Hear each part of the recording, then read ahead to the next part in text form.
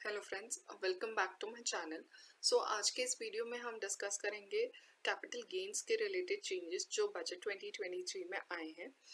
अगर आपने अभी तक मेरे चैनल को सब्सक्राइब नहीं किया है तो do subscribe to my channel ताकि आपको टाइमली नोटिफिकेशंस मिलती रहे। जो चेंजेस आए हैं वो है सेक्शन 54 एंड 54F के रिलेटेड। तो सेक्शन 54 जो है वो है इन केस आप अगर कोई भी long term house property, residential house property अगर आप सेल करते हैं और आप रेजिडेंशियल हाउस प्रॉपर्टी में इन्वेस्ट करते हैं तो आपको एक डिडक्शन 54 सेक्शन में मिलती है। एंड सेक्शन 54F में भी आपको डिडक्शन मिलती है इन केस अगर आप रेजिडेंशियल हाउस प्रॉपर्टी में इन्वेस्ट करते हैं लेकिन आप सेल कोई भी और लॉन्ग टर्म एसेट सेल करते हैं other than residential house property. जो बजट से पहले का जो चेंजेस था उसमें कोई भी लिमिट नहीं थी। उसमें आप कितने भी अमाउंट का जो डिडक्शन है 54 और 54F में ले सकते थे, लेकिन आफ्टर बजट 2023 एक लिमिट लाई गई है, उस लिमिट तक ही आपको डिडक्शंस मिलेगी। From now onwards that is financial year 23-24 से जो मैक्सिमम डिडक्शन है वो 10 करोड़ का मिलेगा अंडर सेक्शन 54 एंड 54F। अब हम एक एग्जाम्पल के थ्रू देख लेते हैं ताकि आपको एक बेटर क्लैरिटी आ जाएगी।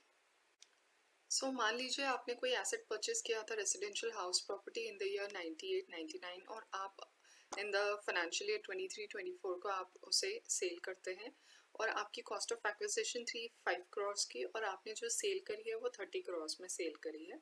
तो आप अगर index cost of acquisition calculate करते हैं जो 5 करोड़ का जो इंडेक्सेशन आप 23-24 में फाइंड करते हैं वो है 17.5 करोड़। तो आपका कैपिटल गेन आता है 12.5 crore, that is 30 crore minus 17.5 crore. तो 12.5 करोड़ और यही अमाउंट आप इन्वेस्ट करते हैं in the new residential house property. तो आपको जो कैपिटल गेन्स मिलेगा, एग्जम्पशन मिलेगा वो 10 करोड़ का ही मिलेगा, नॉट 12.5 करोड़ का। तो पहले क्या होता था कि आपको पूरा 12.5 करोड़ का एग्जम्पशन मिल जाता था अगर आपने पूरा अमाउंट रेजिडेंशियल हाउस प्रॉपर्टी में इन्वेस्ट किया है तो। लेकिन अब जो एग्जम्पशन है वो 10 करोड़ का मिलेगा, तो जो बाकी का है 2.5 करोड़ उसके ऊपर आपको कैपिटल गेन्स टैक्स भरना पड़ेगा। जो नेक्स्ट चेंज आया है वो चेंज आया है इन टर्म्स ऑफ गोल्ड।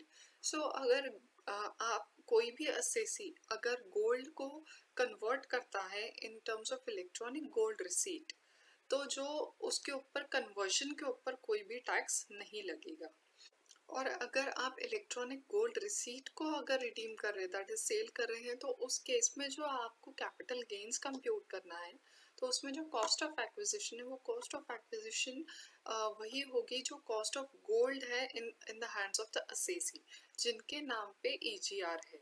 और and same is vice versa, अगर आप ईजीआर को अगर गोल्ड में कन्वर्ट करते हैं तो कन्वर्जन पे आपको कैपिटल गेन नहीं लगेगा, लेकिन जब आप गोल्ड को सेल करेंगे तो उस केस में जो कॉस्ट ऑफ एक्विजिशन है वो ईजीआर की लगेगी।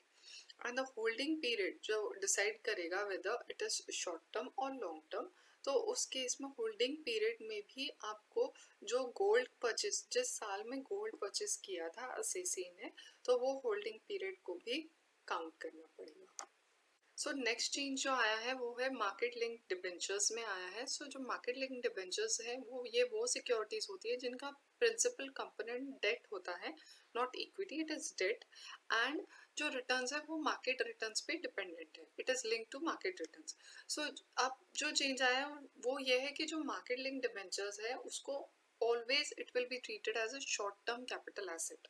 मतलब अगर उसकी holding even if it is more than 12 months, but still it will be treated as short-term capital asset irrespective of its holding period। I hope आपको ये changes आपको समझ आ गए होंगे जो capital gains के related आए हैं। If you have any query, do comment in this comment section। Thank you so much for watching this video. Thank you।